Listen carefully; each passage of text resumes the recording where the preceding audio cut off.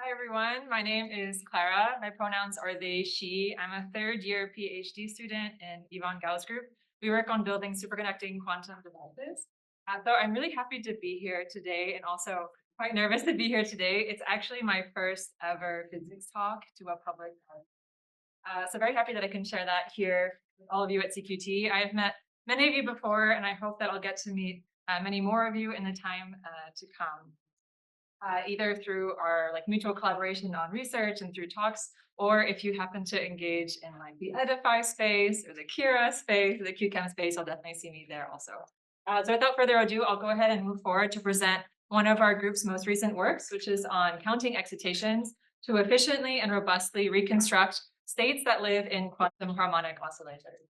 So first I'll start off with a little bit of context. What are quantum harmonic oscillators? Why are they cool? And why are they very difficult to characterize? So the harmonic oscillator is a foundational model in physics, right? It's very simple to understand. It's pretty easy to work with, and yet it can encapsulate a wide spectrum of applications across classical and quantum physics. So from everyday curiosities like singing in the shower, from playing a guitar, to more scientific endeavors like studying molecular vibrations or optical properties of matter, the harmonic oscillator can really capture at all scales. And when we enter the quantum regime, the quantum harmonic oscillator is truly a playground for different quantum phenomena. So how do we describe a quantum harmonic oscillator?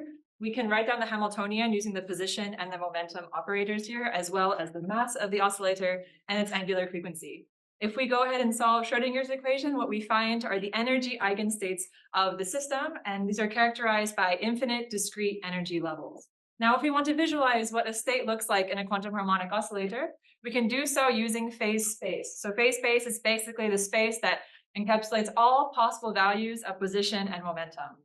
In classical physics, it's quite easy to plot something in phase space. It's just a singular point. But in quantum, we're working with Heisenberg's uncertainty principle. So what we do is we use quasi-probability distributions to visualize our state nicely in phase space, where we can still encapsulate many of its interesting quantum features. So in both of these intuitions, you can see that we're working in a very high dimensional space, right? We're working in a very large Hilbert space. And this is cool because we can do pretty rich physics when we have a large Hilbert space, including applications in metrology, applications in quantum computation, and in quantum simulation. But for us to take full advantage of these applications, we need to be able to characterize the properties of the state, its possible interactions, and its possible future evolutions. So this is where I come to the challenge. Reconstructing continuous variable states that live in quantum harmonic oscillators is very challenging to do. The first one you may have guessed why. It's because we need many measurement observables in a high dimensional space, right, to characterize all of its features. And also these measurements are error prone, which is the reality of every experimentalist. To go into a little bit more detail for intuition, when we're working with many measurement observables, we can think about this as needing many samples across phase space to capture its various features. If you prefer to think in terms of density matrix, when we have a large dimensional space, we also have a larger density matrix, which means more parameters that we need to estimate inside. And then the measurements being error prone. So very often in experimental implementations of continuous variable quantum computation, what we do is we rely on ancillary qubit to map various properties of our cavities. And in this mapping, and because the qubit is very often lossy, we are going to experience various errors. So these are two of the challenges that we're facing when we're trying to characterize our states. So what is our wish list for trying to come up with a technique to reconstruct these states? The first one is we want to have the fewest measurements possible, right? If we want to be efficient, if we want to scale up, we want to be at the theoretical minimum number of measurements. We also want these measurements to be robust against errors, so that we can have the highest fidelity that when we're estimating our state. And finally, it'd be quite cool if we could have a technique that could be versatile across experimental platforms. So actually, I'm going to jump straight into results and show you how we fulfill the different elements of our wish list. So here I present ORENS, which is a technique to robustly and efficiently reconstruct arbitrary quantum harmonic oscillator states that is versatile across experimental platforms. So as an example, so ORENS stands for Optimized Reconstruction based on Excitation Number Sampling. Let me break that down for you. Optimize, what I mean is that we're going to be using the minimal number of measurement observables possible. And these measurements observables have been optimized to maximize the amount of collective information they carry and minimize the errors that they amplify and their degree of error amplification. For excitation, what I mean is various things depending on what experimental platform you're talking about. So I work in superconducting circuits in microwave photons. So you'll hear me in this talk using photons and excitation interchangeably.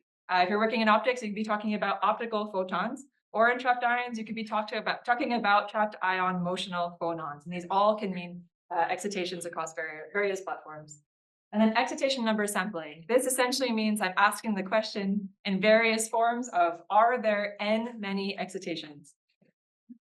So let's say I'm going to take this ORENS technique and reconstruct a very basic CAD state. And I'm going to emphasize here that when we were running this experiment, we did not know anything about this state except for its dimensionality. I'm just using this as an example for you to see. So this is what the CAD state looks like in phase space. And here is what the typical method in cQED can render for you when you're using the minimum number of observables. As you can see, most of the interesting CAT state features are gone. It's not even recognizable as a CAT anymore. By contrast, ORENS, our method, was able to reconstruct with pretty high fidelity. It almost looks identical, almost indistinguishable. And now when we even explore across various quality of hardware, because as experimentalists, we're inevitably not going to be working with state-of-the-art all the time, especially as we're exploring new technologies, we can see that ORENS is again able to quite remarkably achieve pretty good fidelity for reconstructing our small CAT state, whereas a typical method that exists for cQED is quite bad. Yeah. So now that I've given you a little bit of a sneak peek as to what we're working towards, hopefully I've captured your attention and your interest to start understanding, okay, how is ORENS actually able to reconstruct with such high fidelity for quantum harmonic oscillator states? So we're going to go over the measurements, how we chose them, and how we actually build the best estimator that we can. So starting with how do we choose our measurement observables? So if we want to reconstruct a state, this means that we need to have an informationally complete set of observables, meaning that with all the measurement outcomes, we're able to accurately reconstruct our state. So if I write down the density matrix for an arbitrary continuous variable state, very frequently I will choose, well, actually always, practically, I will choose a truncation dimension, one that is basically going to guarantee all the states I'm interested in will be well confined within this dimension. So I can write down my density matrix and I have a D by D matrix. Now, if I want to reconstruct this state, what I need to do is prepare many copies and then measure it in different bases, such that these bases collectively are independent so that they are informationally complete with each other. So how many of these basis measurements do I need to do? This depends on how many parameters I'm trying to estimate. So for a D by D density matrix, I need D squared minus 1 independent measurements in order to characterize and estimate each of these parameters, right? Because we are a D by D matrix, and then minus 1 because we are obeying probability normalization. And then I go ahead and take each of these copies and I'm going to measure them in a different basis. Practically in experiment, it's much easier to first apply a unitary and then do a measurement in the Z basis or computational basis. And then I can just change the unitary as I play so that I'm able to make sure that all the measurements collectively are independent of each other. So in continuous variable systems, a very attractive unitary that we can use to make sure our measurements are independent are displacement transformations. This essentially means that we're going to be moving our state in a linear fashion throughout phase space. And with this way, I can sample different points in phase space. So as an example of the displacement transformation, if I want to sample this point in phase space, I can simply move the state up with the displacement transformation and accumulate my different samples. And so I can do this with any configuration of samples that I would like to choose. Now, ORENS, after each displacement, is going to be measuring the excitation number of the quantum harmonic oscillator. So if we look at the total measurement observable we just built right now, we have two elements, right? We have the displacement operation and the excitation number measurement. And this excitation number measurement is going to remain fixed, and then we change our displacement, and that's going to give us our independent set of observables. And for those who are familiar, this is equivalent to sampling the generalized Q function. If you don't know what that means, totally okay. Okay, so how do we actually choose the displacements we want to use and which excitation we want to use to build our set of measurement observables? To understand this, we're going to start with something that maybe we're all familiar with, Born's rule, which is relating our measurement outcome probabilities to the measurement observables. So if we go ahead and vectorize our measurement observables, what we can do is build a measurement matrix for this technique. And so that means each row-wise vectorized measurement observable is corresponding to an excitation number and a unique displacement. And so because I have D squared minus 1 different displacements, I have D squared minus 1 different rows here. If I move ahead and also vectorize my measurement outcomes and the arbitrary row that I'm trying to estimate, we can write down quite a simple matrix equation. And then maybe you can see, okay, how are we actually going to estimate what the state is going to be? we can simply invert this matrix. Because it's not a square matrix, we're going to use a pseudo inverse, which is quite standard technique. Just take it as an inverse, and then we can build our least squares estimator. And so here with the linear equation, you can see that now M is characterizing the relationship between the measurement outcomes that we get and the row that we're trying to estimate. And so in order to make sure we have the highest reconstruction fidelity possible in the presence of very natural experimental errors, we want to make sure that our measurement matrix does not amplify these errors. And this can be characterized, the amplification of these errors, through something called the condition number, which I've written down with the symbol eta. And this is basically saying, eta is basically a measure of how much will the errors on my measurement observables amplify and change and make errors in the final state that I'm estimating. So what we're basically doing is we're running a gradient descent algorithm on the condition number so that we can minimize the error amplification and choose our displacements and excitation number accordingly. I am able to change and do a gradient descent on the condition number by changing the displacements that are making up M.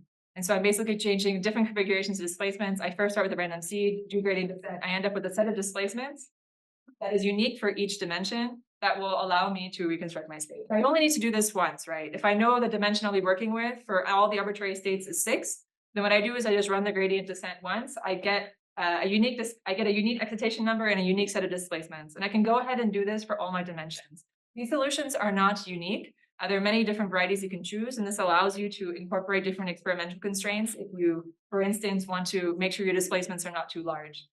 But once you do this once, you can really estimate any arbitrary state without knowing any prior information about it, except for its state dimensionality. So that's quite cool. Okay, so now I've described to you everything we need to do before. How do we choose our displacements? How do we choose our excitation numbers? What happens after we run the experiment and I get my measurement outcomes? How am I going to build my estimator? So if you recall what I showed you before, I just said we do a simple linear matrix inversion, and then ta-da, we have our least squares estimator. It's actually not that easy, because very frequently our least squares estimator is not going to be a physical state, as in it's going to have negative eigenvalues, which doesn't make any sense. You cannot find a quantum state that can be written down in that way. So I've illustrated it here with this diagram. So this blue region in the bottom left corner is the set of all possible physical states. My least squares estimator is going to be falling outside of that. So a very typical technique that you'll see used in the reconstruction literature is something called maximum likelihood estimator, where essentially you build a likelihood function around your least squares estimator, and you pick the state within the physical region that is closest and such that it maximizes that likelihood function. So you're getting as close to least squares as possible. So this is tricky, right? Because this estimator doesn't actually quantify any level of uncertainty at all. And that's not super powerful. You can't say like, I know with 100% certainty that this is the estimator. It's pretty meaningful to have that degree when you're running experiments. And secondly, very often you will have eigenvalues equal to 0. So what does that mean? I'll give you a very simple example. Let's say that you are doing a test to determine the probability that a coin flips heads. I run it 100 times and I get heads 100 times. Maximum likelihood estimator would tell you that you should say that the probability the coin flips heads is 100%, meaning that there's no chance ever in the universe you will ever flip tails. But that's not very realistic, right? Because we've only run the experiment 100 times. So we need to be able to incorporate the level of uncertainty that we have in our experiment into our estimation procedure. And so this is where something called Bayesian inference or Bayesian estimation comes in, where we're really accounting for experimental uncertainty and considering the many different possible values of rho that could be explaining the experimental data. And I've illustrated very simply here, but to give you some intuition of how it works. It's essentially we're doing a random walk on the physical distribution space where we're weighted towards the least squares estimator. So we have we're forming a weighted average of different possible states that could explain the data such that they're weighted to be closest to the least squares estimator we found first. And according to the theory, this is actually guaranteeing the most accurate estimate of the true rho, much closer than the maximum likelihood estimator, and we're actually able to quantify uncertainty. So that was a little bit of a tangent to explain to you how we take our measurement outcomes and we build our final estimator for rho. So let's go ahead and revisit our wish list and see how far we have gotten. US measurements, we definitely did. We confined our search criteria to be only for the minimum number of observables that we want to use. So that's pretty cool. Versatility across experimental platforms. I guess the other experimental platforms can like really check this for me, but I think that this is pretty accessible depending on what excitations you're using. However, when we're looking at measurements that are robust against errors, I'm giving it a smiley face because I think that we got quite close to it, but I don't think we've achieved it yet. We show that we've minimized error amplification when we were choosing which displacements to use, but we haven't actually looked at the errors themselves. So even if the amplification is very, very, very small, if when we implement this in experiment, there's loads of like internal errors that are being accumulated, it's not a very powerful technique, right? We also want to, I guess, verify that we do in fact have high estimation fidelity, but I think we should just try first and then see how before we can check off that box. This means that we're going to go to experiment, which is why I'm here. I'm experimentalist. So moving on to the context of circuit quantum electrodynamics, I'm going to show you here that excitation number sampling for ORENS is very robust and convenient in cQED. And so we'll check off that second box of robustness against errors. So the conventional cQED setup looks as follows. We have three different elements here. We have our cavity. So from now on, you'll hear me use those words interchangeably, quantum harmonic oscillator or cavity. And this is serving as our like logical qubit, as our bosonic storage mode. It's coupled to a qubit, an ancillary qubit, not a logical one. And we're basically using the qubit as a source of nonlinearity so that we can control and measure our cavity. And then finally, we have a readout resonator, which enables us to read out our qubit. So this is a very standard cQED setup. This is exactly what we use for our experiment.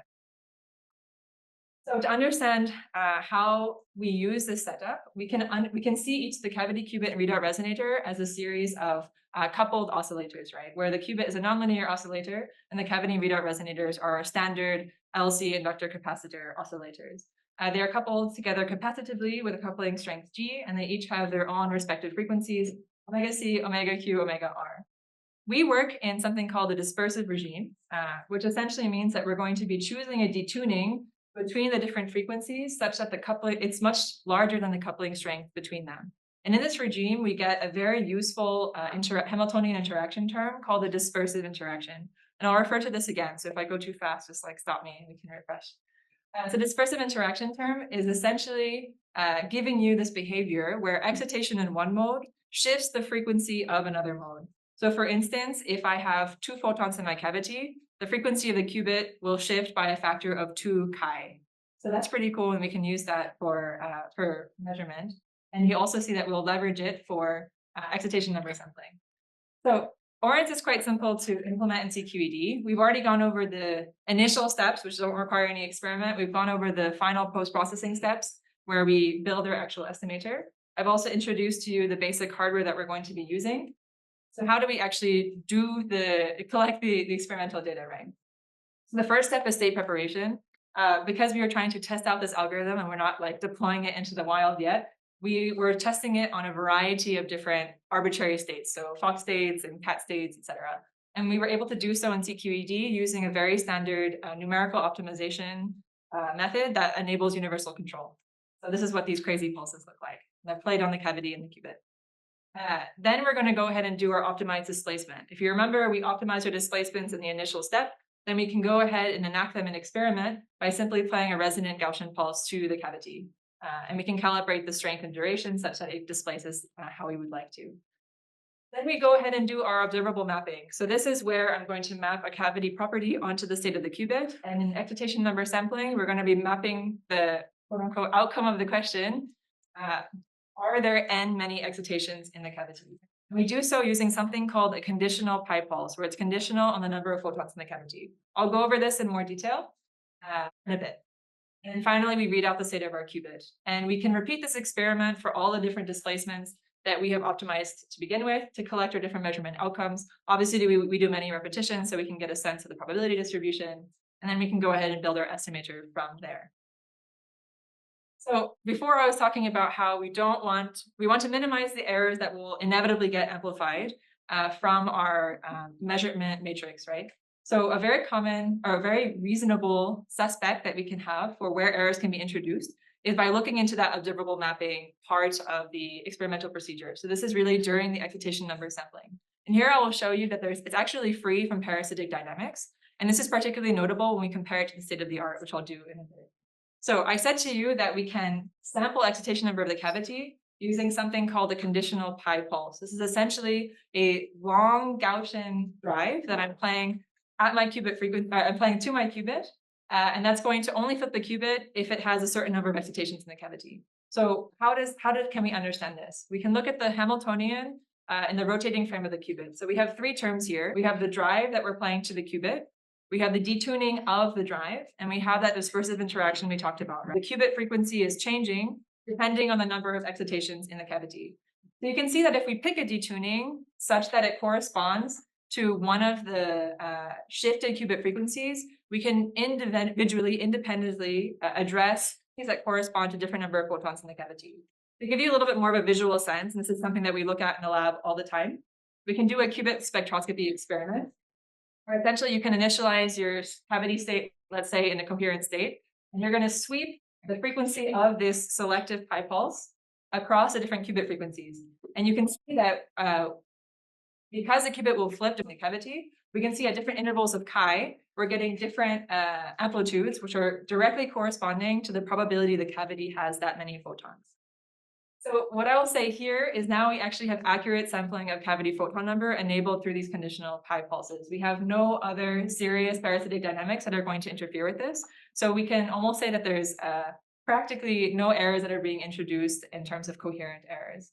I'm going to now contrast this with what is the state of the art for cQED for reconstruction, which is something called Wigner tomography. So Wigner tomography follows all the same steps as what I described before, except instead of asking the question, are there n many excitations, I'm now asking the question, is there an odd or even number of excitations? So I'm doing something called a parity measurement. The pulse sequence looks a little bit different. Now we're going to be playing a pi/2 pulse on the qubit to bring the qubit state to the equator. I'm going to do a conditional phase, which is essentially a weight in cQED, because the natural dispersive interaction will mean that the accumulation of phase will depend on the number of photons that we have in the cavity. And I'll finish it off another pi/2 pulse. So essentially what this is doing is it'll map the even n to one part of the Bloch sphere and the odd n to the top part of the Bloch sphere. So we're isolating the odd and the even, and we're mapping that property of the cavity to the state of the qubit.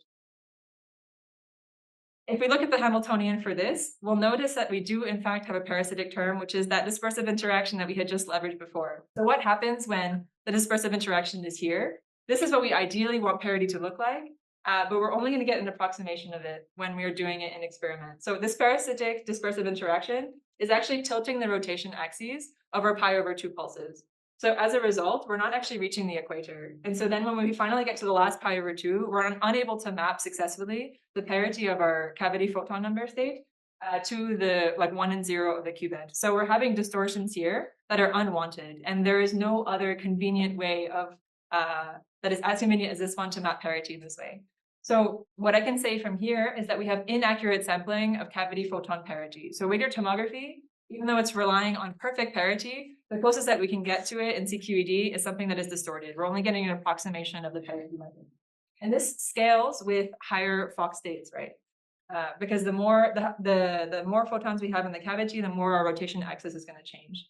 So some smart people realize that, hey, we have actually two sources of errors when we look at the analytics. We have the scaling error and we have this offset error. So they found out a way to remove the offset error, and that's using something called corrected Wigner tomography.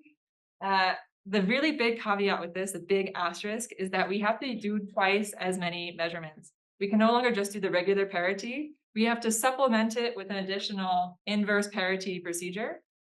So we have twice as many observables for each displacement. And then what we do is we take the difference of these outcomes to get, again, an approximation of what the parity is. But the scaling error still remains. We got rid of the offset, but we still have this distortion. So the parity measurement is still inaccurate when we're trying to sample it from the cavity. So now I'm going to show you a direct comparison of this excitation number sampling and the parity sampling, so that you can maybe get a sense of how this will manifest when I compare the two tomography methods. So in experiment, what we're going to do is we're going to prepare different Fock states in the cavity. So this means different number states of the cavity, different photon states in the cavity. I'm not going to play any displacements. I'm going to measure excitation number and going to measure parity and then take the absolute value. So I'm just trying to see the quality of this mapping here.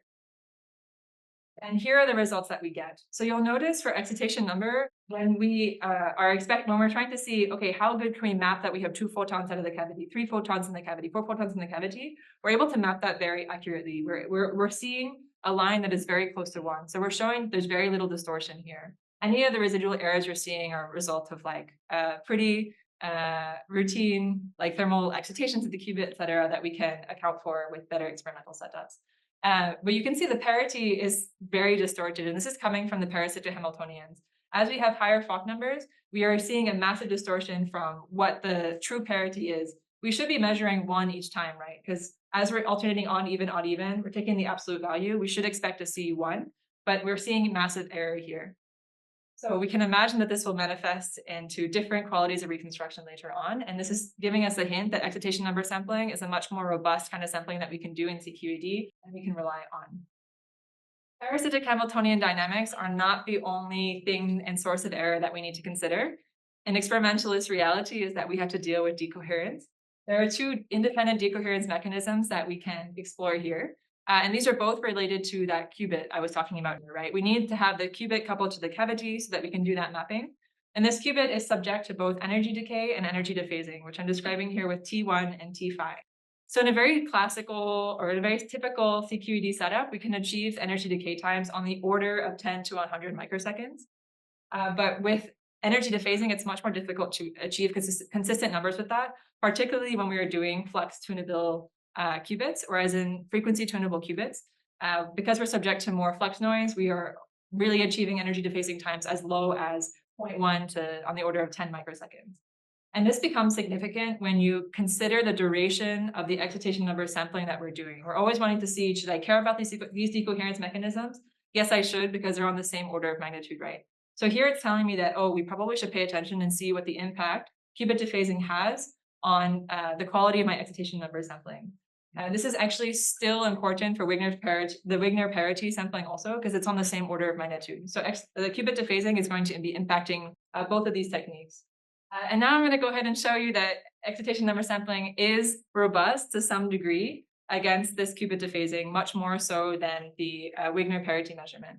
So if we go ahead and solve the Lindblad-Muster equation, you can see that the ideal value that we want to get is only half of it is actually being impacted by this qubit dephasing time. We have a 1 plus exponential term, right? And so that means about half of the information that we want to retrieve out is being preserved, and only the other half is being diminished by that qubit dephasing time. So we have some degree of robustness here. But when we compare it to Wigner parity, when we're doing that parity sampling, all of the parity is decaying. And you'll also notice that there's a factor of 2 that is different also in the exponent, but it's showing that it's decaying twice as fast. So we really are going to be more vulnerable when we're doing Wigner parity versus when we're doing the ORENS excitation number. To get some intuition as to why this is the case, we can think very simply on the Bloch sphere. Our excitation number sampling is, if you remember, a conditional pi pulse. I'm just bringing the qubit from 0 to 1, conditionally on the number of the photons in the cavity. And the effect that T2 has is a sort of compression that is strongest at the equator. We zip by the equator pretty fast, so the amount of damage that we're doing to our sampling is actually quite minimal. Whereas when we compare it to what happens on the Bloch sphere when we're doing the parity measurement, we're spending like quite a bit of the protocol, if not almost all of it, waiting at the equator, which is making us very susceptible to that qubit dephasing. We're feeling a lot of that squeezing happening at the equator, because as you can see, is eating up a lot of the contrast that we would like to get. The star is not appearing as low down on the Bloch sphere, yeah.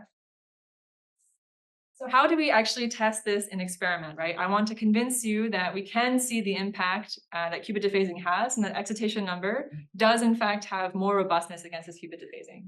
So we do this nifty thing where we are able to in situ tune the dephasing time of our qubit. Usually like in typical experiments, the dephasing time is quite consistent from experiment to experiment, but if we want to tune it after it's already been manufactured, what we can do is we can play a weak coherent tone to the readout resonator, wait until the readout resonator has rung up to a specific number of calibrated photons.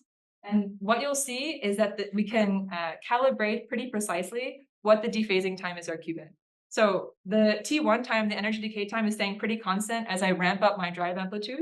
You can see the T2 time is diminishing. That bottom curve is really diminishing. And this is quite predictable, this is quite reliable. So what we can do is we can calibrate different drive amplitudes to get different dephasing times and then run our experiment.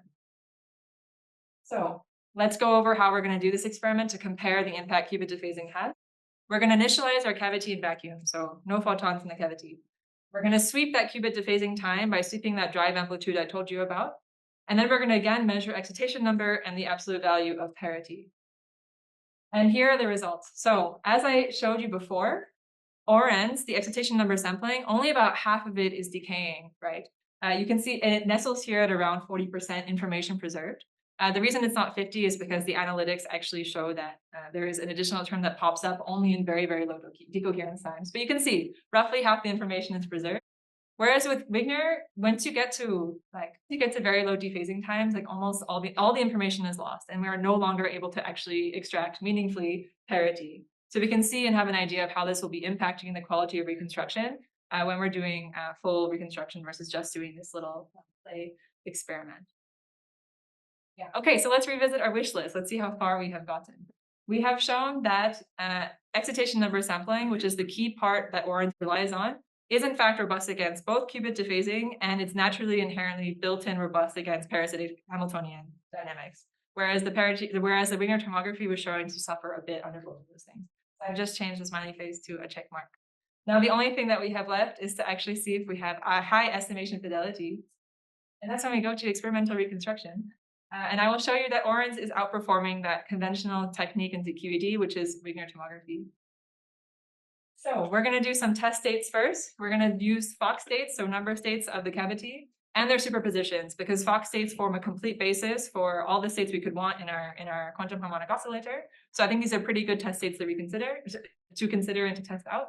We're also going to do cat states, because maybe you're familiar. Cat states are pretty useful for various quantum error correction protocols that are existing and being explored in cQED. So we also want to see what the quality of reconstruction is here.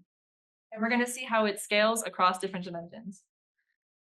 So we can see that ORENS, the purple line, is surpassing the performance of both forms of Wigner, the corrected form and the normal form. I have these labels switched with my bad. So the orange line is the one where we have the same number of observables. We're using the same number of resources. The yellow is that corrected one where we've doubled the number of observables so that we can correct part of the error. And you can see that ORENS is outperforming both of these quite reliably, which is pretty significant. And you can see this deviation of the Wigner tomography coming from the fact that we still had that parasitic Hamiltonian dynamics that we couldn't get rid of, that scaling error that we went over at the beginning. Whereas for excitation number sampling, we don't have that parasitic dynamics. Okay, so moving on to see how it reliably reconstructs under severe qubit decoherence. Again, I'm going to do that same, I'm going to test it on cat states this time, and I'm going to do that same trick where I'm going to sweep the drive amplitude on a readout resonator to then sweep our qubit dephasing time. And we can see the quality of reconstruction we're getting for these various cat states. And as you can see at very, very low decoherence times, in fact, at like 1/10 the length of that pi pulse we're doing for the sampling, which is quite significant when the dephasing time is so much shorter than the actual protocol we're doing, we still have a very high reconstruction fidelity. And that's because we're still able to preserve about half the information. Whereas for Wigner, like you can see that the quality of the reconstruction is very poor. And again, I'll remind you that the comparison is most meaningful between the purple and the orange, or the top and the third line, because they have the same amount of resources, the same number of measurement observables. So we can see that ORENS is far surpassing when the qubit is suffering severe qubit dephasing. Okay, so now I'm going to go ahead and check off our last box, which is high estimation fidelity, which I've shown you in experiment. And we can wrap it up by looking at the final set of reconstructed curves. This is the modified version from what I showed you earlier at the very beginning in the sneak peek. Now you can see that the typical method I was talking about was the normal Wigner method. I've also shown you the corrected Wigner method, which now has twice the number of measurement observables, so twice the amount of resources. And I'm showing you the reconstruction fidelities for both when I have a very good qubit ancilla and when I have a very bad qubit ancilla, so as in when it's really suffering from qubit dephasing. So you can see that ORENS is far surpassing the performance of all of these other ones, with maybe the exception of corrected Wigner, but again, twice the number of resources. So with that, I will go ahead and summarize what we have talked about today and why I think that ORENS is a wonderful method for quantum harmonic oscillator state reconstruction. First, I've shown you that it's versatile. Excitation number is widely accessible across experimental platforms. We can reconstruct arbitrary states. We don't need to know anything about the state except for its dimensionality, right? And then we know which excitation number to measure and which set of displacements to use. We also don't need for any special hardware or gates in the case of cQED. It's very inherent to do these measurements, very simple to do these measurements. It's also robust against cQED parasitic dynamics, as in it doesn't have any significant ones, and qubit decoherence, which is a massive roadblock that we face in cQED. And finally, it's efficient. We're using the theoretical minimum number of observables, and because the quality of these measurements is very, we are able to have a very efficient reconstruction technique. And with that, I will move you to go ahead and read the full manuscript on arXiv, updated drafts coming soon, if you are curious to learn more and see more of the references. And with that, I would like to say thank you. In particular, shout out to Adria, Fontaine, and Tanjung, who were the other first author collaborators on this paper. Yeah. And then this is our group. Come say hi on the fifth floor.